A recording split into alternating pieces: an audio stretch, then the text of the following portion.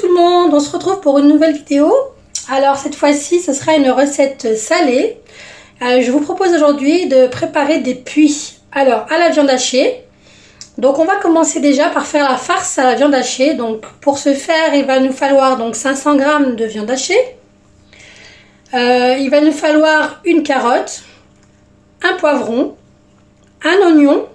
Donc moi j'affectionne particulièrement les oignons rouges, donc mais vous pouvez prendre un oignon blanc sans problème. Il y aura une cuillère à soupe d'huile d'olive, une cuillère à soupe de coriandre, une cuillère à café de sel, une cuillère à café de paprika, donc de piment doux, une cuillère à café de cumin et une pincée de poivre. Voilà, donc c'est parti pour la recette. Donc pour commencer, nous allons éplucher donc la carotte et l'oignon, et puis on va épépiner le poivron.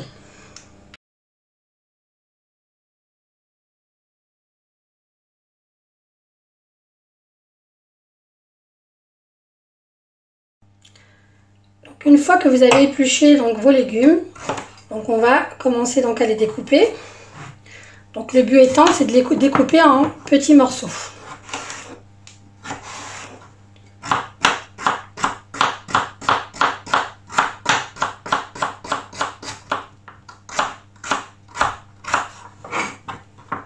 Voilà, donc je prends la carotte sur sa longueur. Je fais deux longueurs donc avec au couteau. Et ensuite je coupe des petits morceaux, voilà. Plus facile et plus rapide. Je fais de même donc avec le restant de la carotte.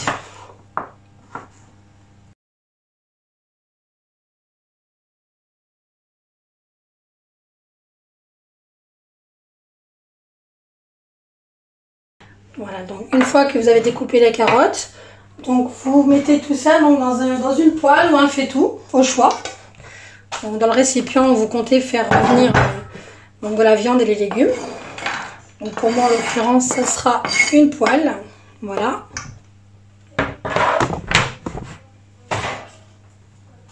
Et on continue donc maintenant avec le poivron. Donc je coupe le poivron dans sa longueur.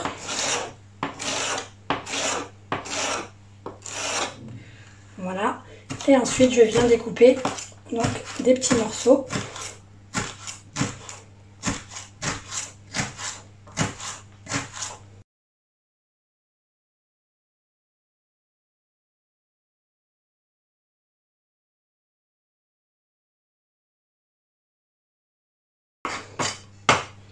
On transvase donc de nouveau dans la poêle.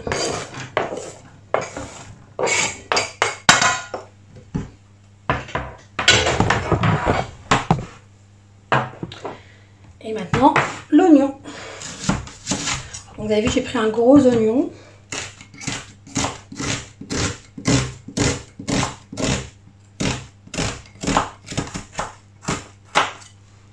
Voilà, je le tourne et là, je coupe des petits morceaux.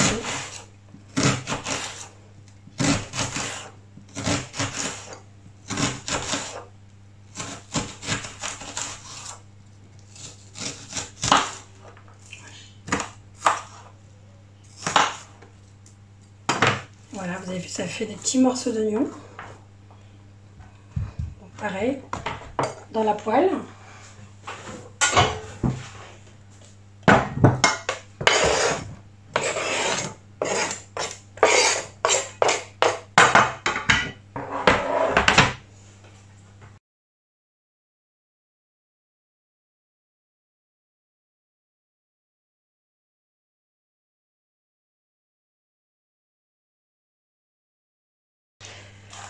Voilà, donc une fois qu'on a mis tous nos légumes, donc on va ajouter la cuillère à soupe d'huile d'olive.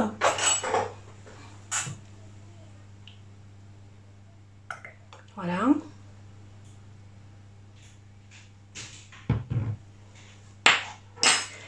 Et avant de rajouter donc la viande hachée et les épices, on va faire revenir pendant à peu près 3-4 minutes donc les légumes à la poêle.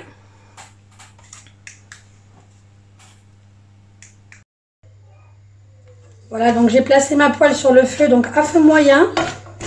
Et je fais revenir donc mes légumes.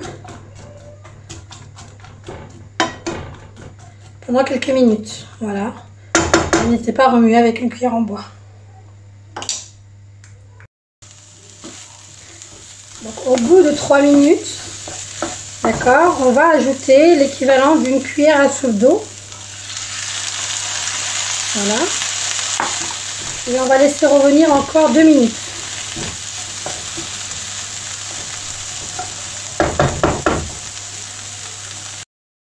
Donc, une fois les 2 minutes écoulées, on va ajouter la viande hachée.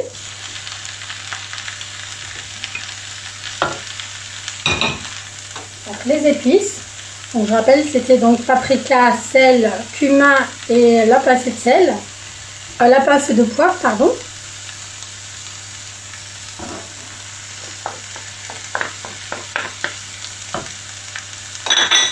Et la cuillère à soupe de coriandre.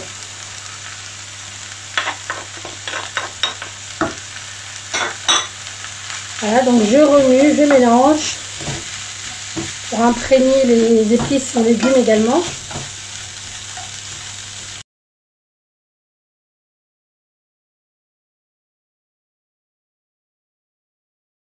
Donc à ce stade, je vais rajouter une cuillère à soupe d'huile d'olive.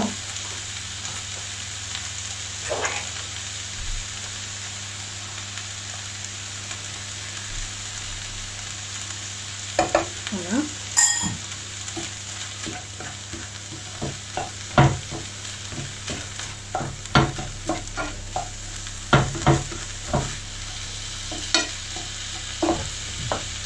Et je vais rajouter à nouveau une cuillère à soupe d'eau.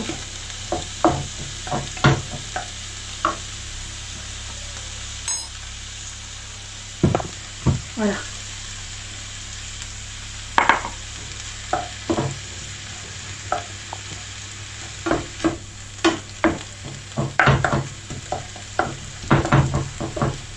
Une fois que la préparation est bien mélangée, voilà, donc je laisse cuire donc à feu moyen jusqu'à une cuisson totale. N'hésitez pas à remuer de temps en temps, hein. Et puis ça, vous pouvez goûter aussi et voir si la quantité de sel vous suffit en fonction de si vous aimez que ce soit plus ou moins salé. Donc pendant que la farce viande hachée est en train de cuire sur le feu, nous allons préparer la pâte d'épices.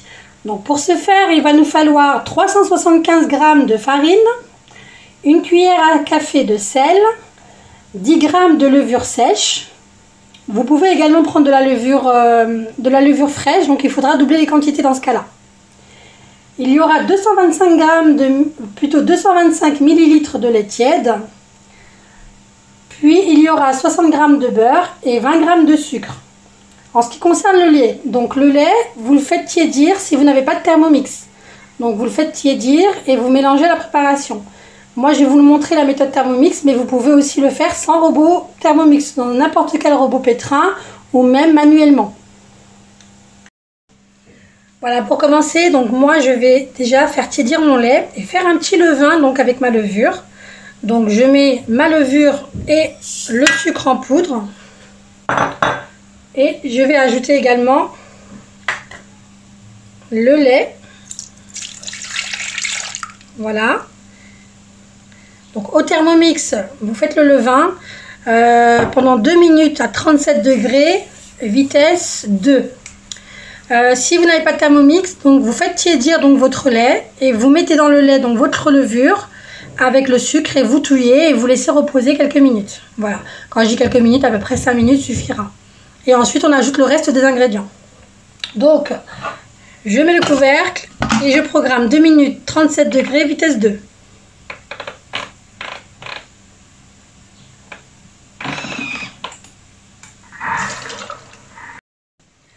Voilà, donc une fois que le levain est prêt, donc nous allons ajouter les 375 g de farine.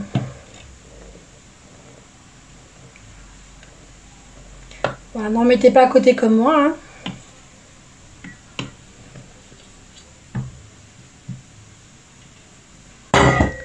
Voilà, et on ajoute les 60 g de beurre.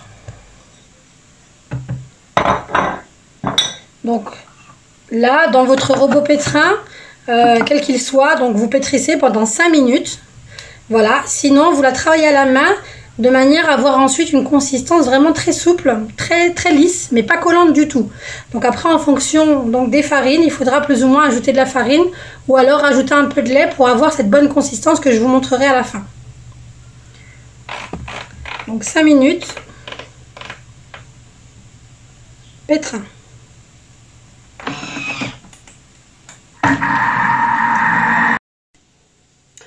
Voilà, donc une fois que la pâte a pétri, voilà ce que ça donne. Donc vous voyez, c'est une pâte qui ne colle pas. Voilà, pas trop, du moins, mais très souple, vous voyez, très lisse. Voilà ce qu'il faut obtenir, d'accord? Donc maintenant, on la transvase dans un saladier ou un récipient. On couvre soit de film alimentaire, soit d'un torchon. Et on laisse reposer jusqu'à ce que la pâte lève, environ 30 à 40 minutes. Voilà, donc entre temps, donc j'ai bien pensé à remuer de temps à autre donc ma préparation de kefta, de viande hachée. Donc une fois que c'est cuit, donc pour ma part ça l'est, vous laissez refroidir avant de l'utiliser. Donc le temps que la pâte lève, donc je laisse refroidir ma préparation. Voilà, donc une fois que votre pâte donc a bien levé, comme vous pouvez le constater, regardez voir. Voilà, donc je la dégaze.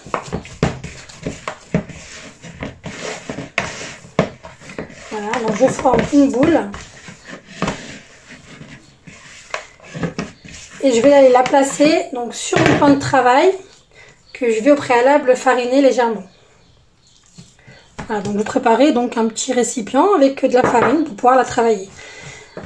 À partir de là, qu'est-ce qu'on fait? On va donc procéder à des pâtons donc de 60 grammes. Donc vous prenez donc votre pèse d'ingrédients ou utilisez le Thermomix pour ceux qui l'ont. Voilà, et vous faites donc des pâtons de 60 grammes.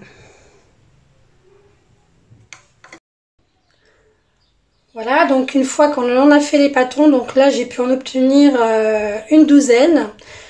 Donc je les lisse de cette manière. D'accord? Donc on soude.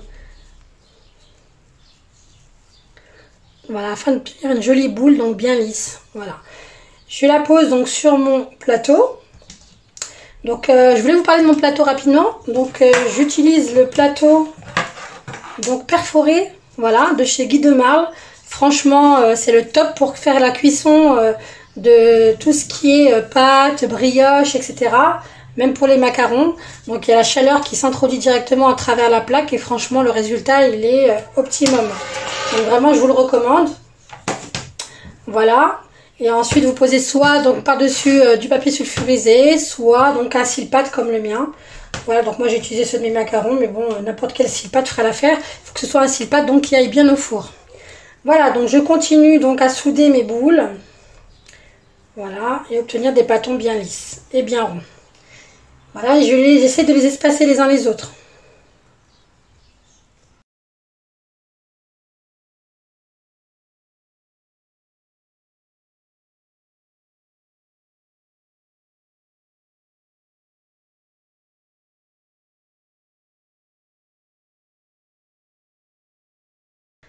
Donc une fois que les pâtons sont terminés, voilà, donc on les a tous là sur la plaque. Je prends donc mon autre plaque, je prends un pâton, je farine légèrement donc mon plan de travail. Voilà, avec les doigts, j'aplatis donc mon pâton. Voilà, donc si ça colle même sur le dessus, on n'hésite pas à fariner un petit peu, hein.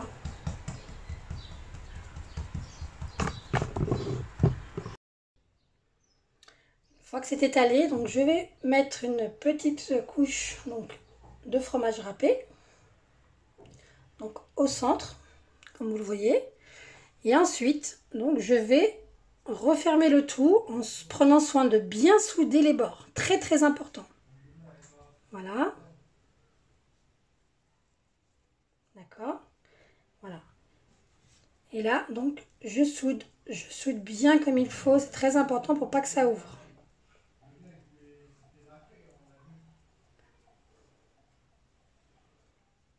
Voilà. Donc, voilà ce que ça doit donner, voilà. Donc on soude bien les bords. D'accord. Et je la place directement sur mon plateau. Et je laisse poser. Et ainsi de suite avec le reste des pâtons.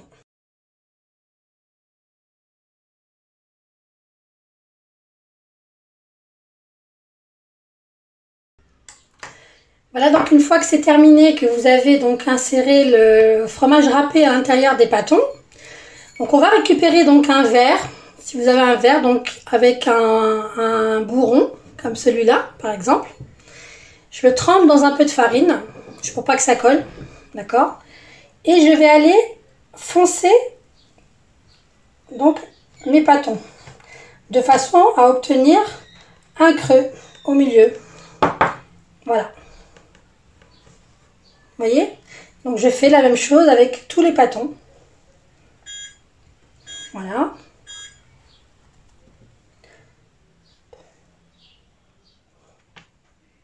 Et en fait, ces creux vont nous permettre d'insérer donc la farce à la viande hachée que nous avons préparée tout à l'heure. Voilà, je refarine un petit peu. Ça évite que ça colle.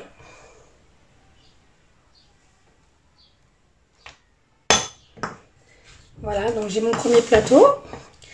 Et ensuite, donc j'attaque le deuxième plateau.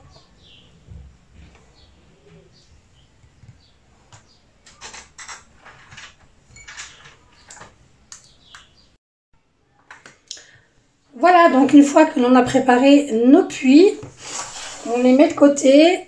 On va prendre dans un bol 150 g de coulis de sauce tomate, donc de la tomate liquide. Je vais y ajouter donc une cuillère à café d'huile d'olive. Voilà, une petite pincée de sel. Et aussi une petite pincée donc d'herbe de Provence. Voilà. Donc, je mélange le tout. C'est ce qui va nous permettre de mettre une petite sauce donc, au fond de nos puits avant d'appliquer donc la farce de viande hachée. Voilà. Alors, je récupère mes puits. Et donc avec ma cuillère à café. Donc, vous voyez, je badigeonne le fond. J'en mets pas de trop, d'accord? Ce qui va permettre de ne pas avoir des puits trop secs au niveau du goût. Voilà. Voilà, donc on applique l'équivalent d'une cuillère à café, hein, pas plus. Voilà.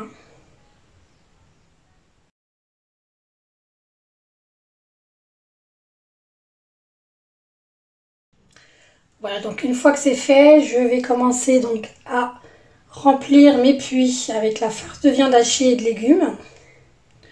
Voilà, n'hésitez pas à en mettre une bonne quantité, hein. Ça n'en sera que meilleur.